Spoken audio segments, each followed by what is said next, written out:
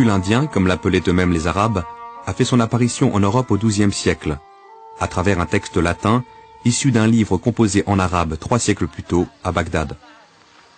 Son auteur, Muhammad ibn Musa al-Khawarizmi, a vu son nom propre donner naissance à un nom commun, l'algorithme, procédure de calcul qui va avoir une efficacité foudroyante par rapport aux anciennes méthodes à base de boulier et d'abac.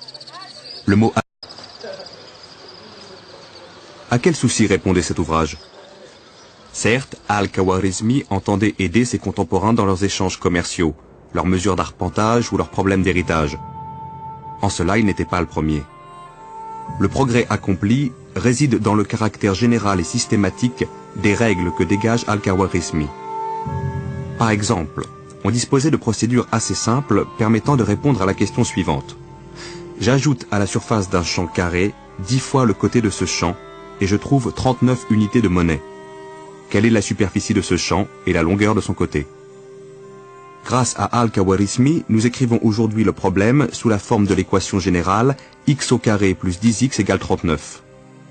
X est la chose inconnue, x au carré en est la deuxième puissance, c'est-à-dire la nouvelle surface du champ. C'est une équation qui resservira pour tous les problèmes du même type. Al-Khawarizmi la résout en raisonnant géométriquement sur des surfaces. Et nous pouvons justifier pleinement les règles de calcul qui nous conduisent à la solution, dans notre cas, x égale 3. Cette nouvelle démarche, c'est l'algèbre en train de naître. Elle est inventée par al-Khawarizmi. Mais ce qui est nouveau pour Khawarizmi,